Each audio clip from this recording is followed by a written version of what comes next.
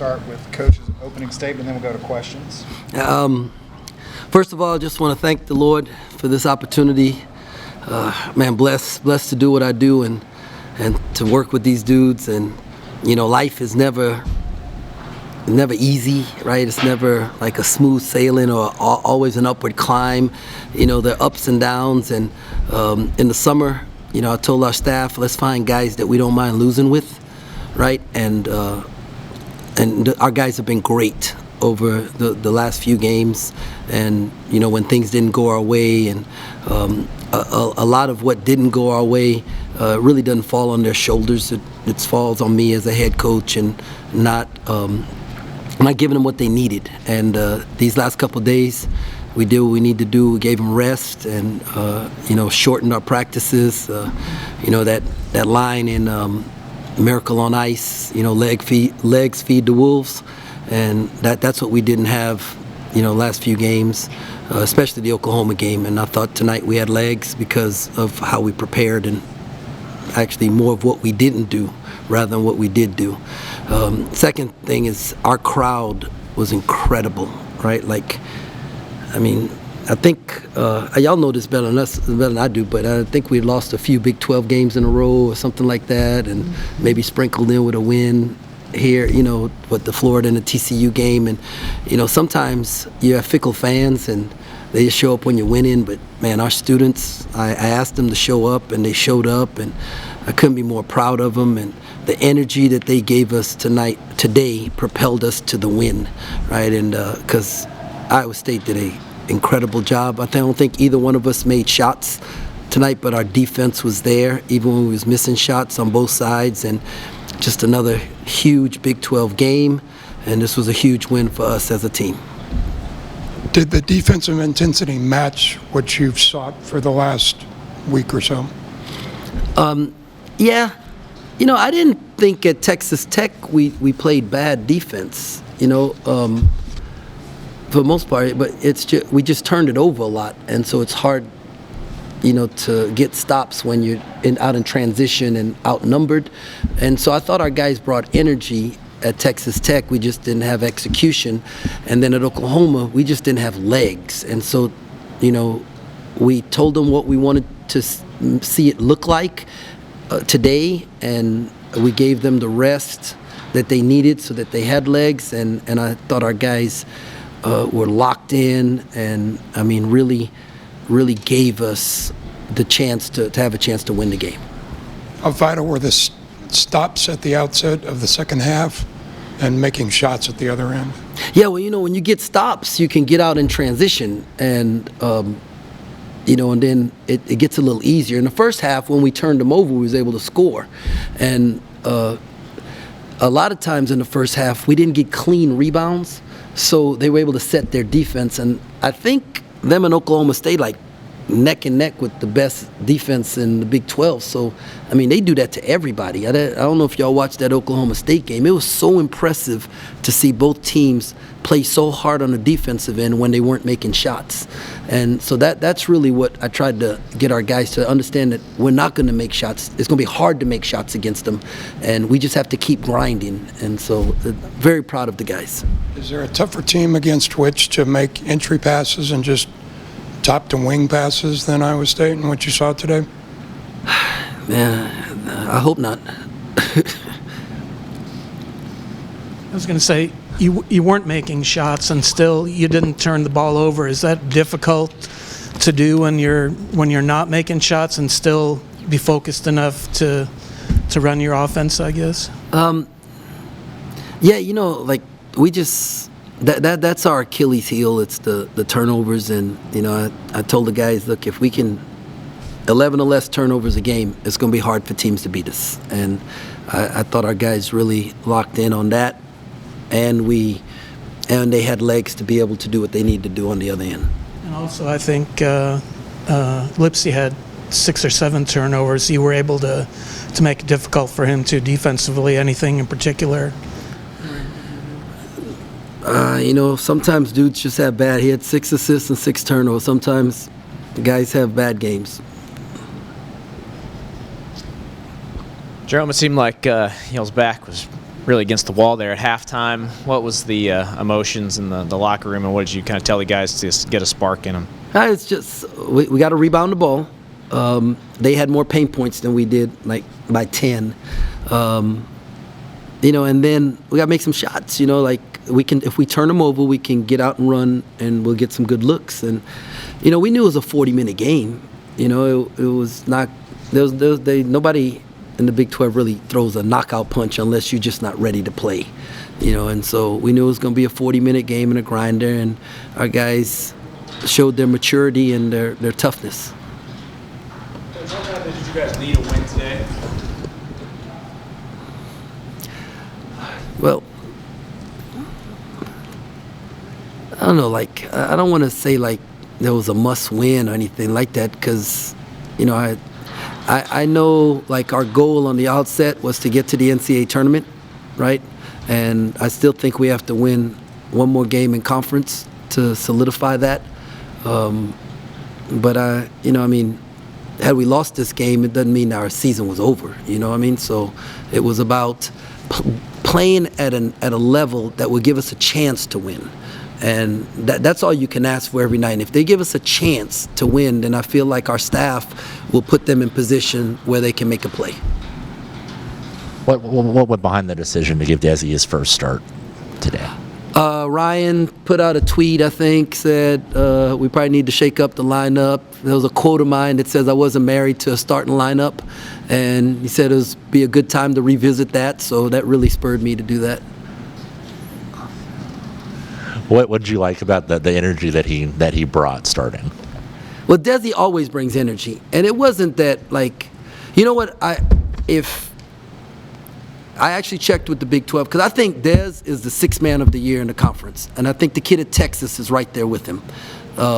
And I didn't want to cost Desi that. He had sacrificed for us all year long, and so I didn't want, he probably could have started a while ago, but I didn't want to cost him the opportunity to get that award, right? And so I checked with the Big 12, and they said you can't start more than half of your conference games, and so with 5 to go, it's not more than half. We decided to make the change. That really what it boiled down to.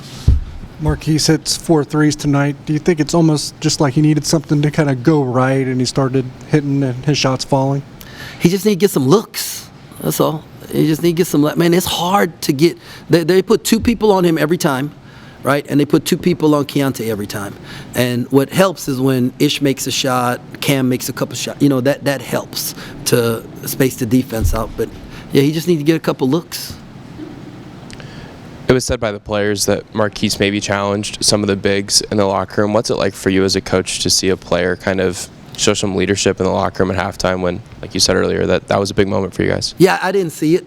We were figuring out what we were going to tell them, how we was going to help them, and they were in there, and that's what that's what leaders are supposed to do. And then after the game, he complimented every one of them for doing a great job in the second half. That's what I saw. And then to also be able to kind of come out in the second half and hold your own, if you're Marquise and score 18 points, like what does that kind of say about his ability to contribute while also holding his teammates accountable as well? I mean, he's a competitor, right? There's never been a question of if he was going to compete or not. Some nights the shots fall, sometimes they don't. That's just part of playing basketball. And but his competitiveness, his toughness, his desire to win is never something that's questioned. And to be able to insert Desi, what did that do for you guys in terms of your spacing and just ability to maybe put the ball in his hands and play Marquise off of it a little bit more to start the game? I don't know that it did anything because we didn't necessarily start that great. I don't feel like we started great. So I don't think that had anything to do with it. Hopefully it just spurred the guys who were on the bench that were used to starting to like give a little bit more when they came in. And I thought, some of them did. I'm curious, do you drown out the noise from this passionate fan base after 2 losses like you had, or is it something you use as motivation? No, I just, I know that our greatest strength is also our greatest weakness. So our passionate fans, in wins are going to be passionate in losses, and that just happens, and it goes with the territory. But I'd rather have a full gym of passionate people pissed at me than an empty gym, nobody caring, right? And so I am very, very thankful for our passion and our energy. I really don't listen to none of y'all. And, I listen to my staff. And, those guys, I got the best staff in America. What are the biggest key work to just stay together and kind of stay in a fight throughout a rough back and forth day? I mean, we worked really, really hard, in the off season, and all of our goals are still ahead of us. And y'all, our fans, everybody on the outside want us to win every game and then play like great. Even when we win, well, so and so didn't play that well today. What do you think that was? Shoot, we just trying to win basketball games, by one. If we win by one, we're going to be really, really happy. And some nights we're not going to win, and that just is part of being a competitor, right? The key is that you fight every night. And so it wasn't like we were just going to stop playing because things weren't going our way. You don't do that in life. These are life lessons more than basketball lessons that these guys are learning, that you got to stay in it, right? Things aren't going to go your way. And when you're a husband, and you got kids and you got to get up and go to work, if you're sick, you still got to get up and go to work. You don't get to stay at home and sleep and say, I ain't feeling well, and those are the things that I hope that they're taking from this that's going to help them. They're going to get up and go to work, and they're going to come back home, and when things are tough, they're not going to run, they're not going to stop, they're not going to quit, and that to me, that's the bigger lesson that I hope our guys are learning in all of this. And we got a pretty good basketball team, and we're gonna win a few more games, and we're gonna be ready, when the NCAA tournament rolls around. And I don't know how it's gonna turn out, but I know we're gonna compete. You complimented your scout team a week or so ago, but more specifically, what has Nate Aubrey done for you guys this season? What has Nate done for you guys this season? Man, well, first of all, Nate is an answer to prayer, and I literally prayed for Nate. I didn't know his name, but I prayed for an older guy who had some accomplishments in basketball, that wanted to be in ministry, and understood the sacrifice that it takes to be a servant leader. And Nate reached out to me via social media, and I did a little research on him, and we talked a few times. And having someone like that in the locker room who speaks truth, right? Well, first of all, he competes every day at practice, and so he earns the guy's respect as a competitor, right? And then he speaks truth in the locker room, and it's sometimes it's hard to tell people the truth of things they don't want to hear and have them still keep the relationship. And Nate has the ability to tell people tough things with a smile on his face, and that's a talent, right? And so the relationship stays. They receive it from him. They respect him as a man. They respect him as a player, and he just has helped our locker room so much, helped our staff so much. He's just a blessing. I can't quantify it. Was Tomlin kind of quietly pivotal in the rush to get the game back even at the very first of the second half? Yeah, I thought we caught him off guard with our 5-1 ball screen, and it's not something that people are used to guarding, and it was able to get Marquise an open shot, and then able to get somebody else an open shot. When Naquan gets in foul trouble, where it hurts us, and but I was very pleased that we were able to.